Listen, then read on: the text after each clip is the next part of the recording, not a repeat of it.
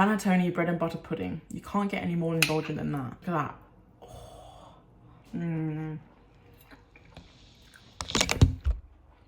Hello. See, I really fancy bread and butter pudding.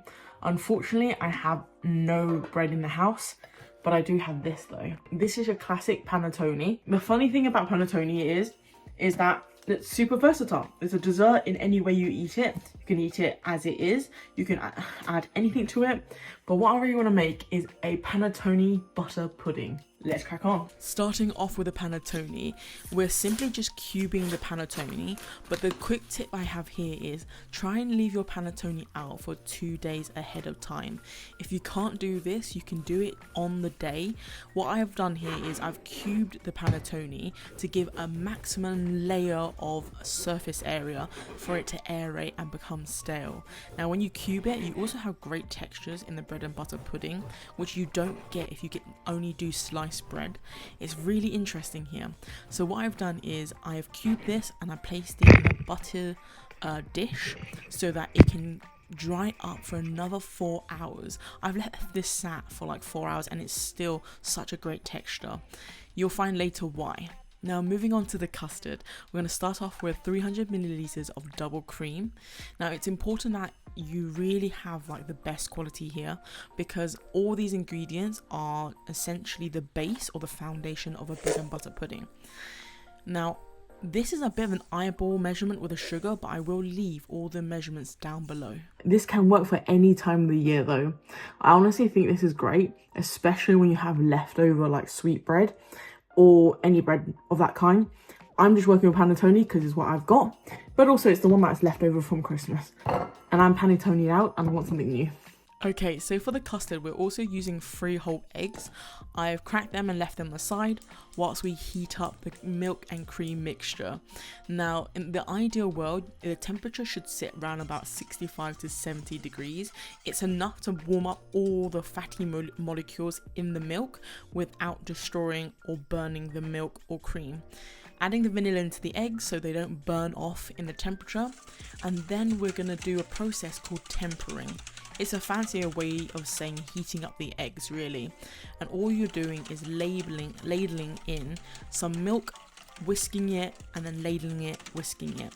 And this should ensure that the eggs do not scramble and they don't split, but also the milk is heating up, or in this case cooling down at the same time as well. And so once the temperature sort of meets halfway, you'll find that your mixture is perfect to pour in the rest of the milk and cream mixture. Now I do find that if you do have time here, and I know sometimes you're making this on a very busy day, you can actually filter it to make sure that no eggy bits have been left behind so it doesn't curdle. But also it's just another way of ensuring that it's a smooth mixture. I've done it twice here to ensure maximum indulgence.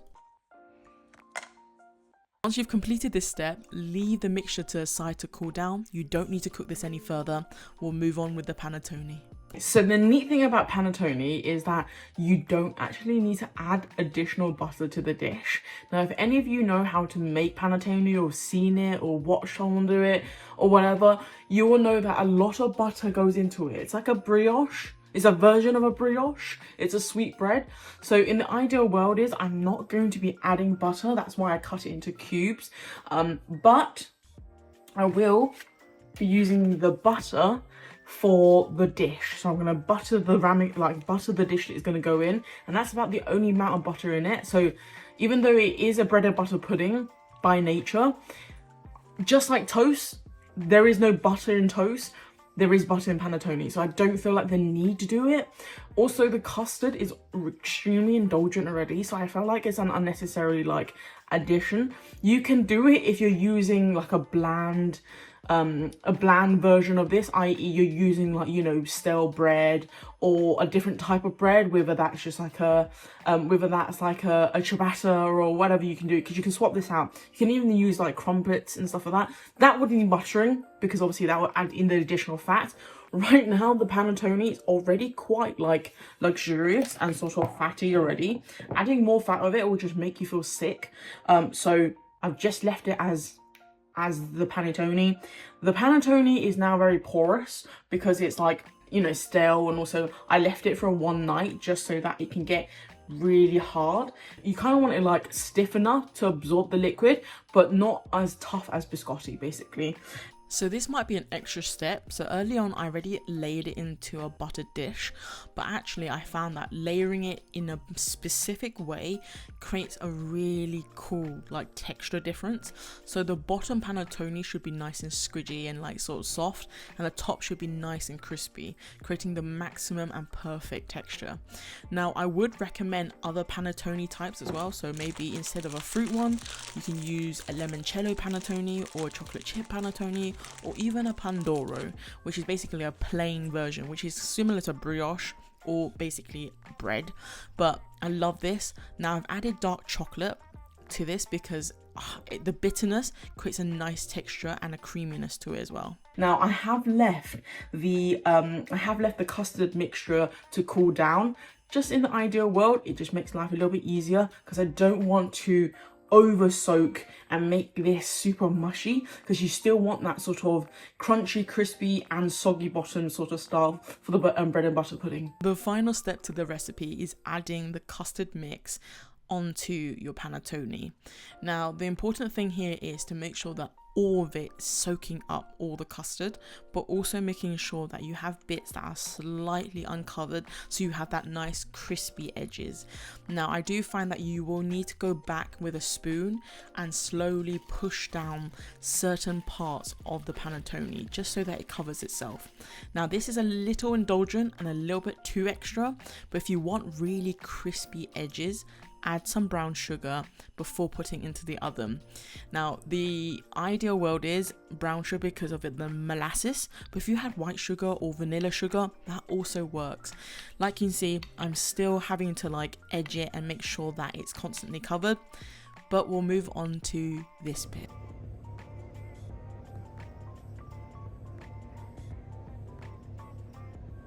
Now let it sit for 30 minutes to soak, and then into the oven for 30 minutes or 25 minutes if you've got a hot oven like me at 180, and it should come out nice and golden brown. And the definite proof of this is the sound.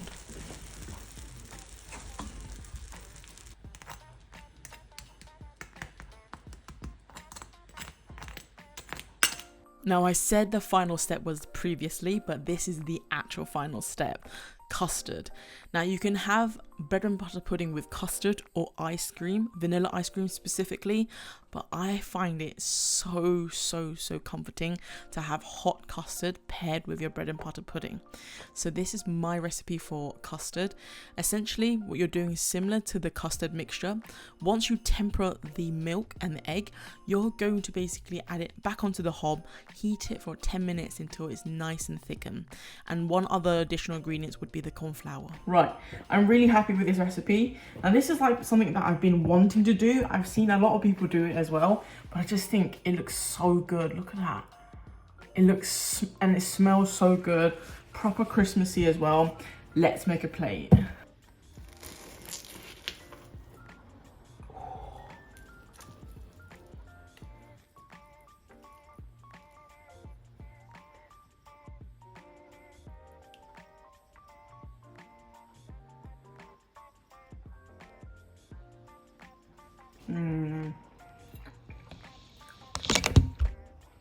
Hello. Super easy dessert, easy for everyone to make, I think. And this is something you can do with like your leftover like panettone. You can do it with like all your breadsticks that you might have, crumpets, anything like that. This is such a good dessert. This is such a good dessert, really indulgent. I think a little bit goes a long way, and this is perfect for a party as well. Also a great recipe for a last minute dessert, because this will take you around about 30 minutes to put together. This will take you around about an hour. Then this will take you about an hour, 30 minutes to put it together and rest and let the bread steep into the custard, and 30 minutes to cook. How easy can that get? How easy is that? As always, if you've come this far, wait, hold on.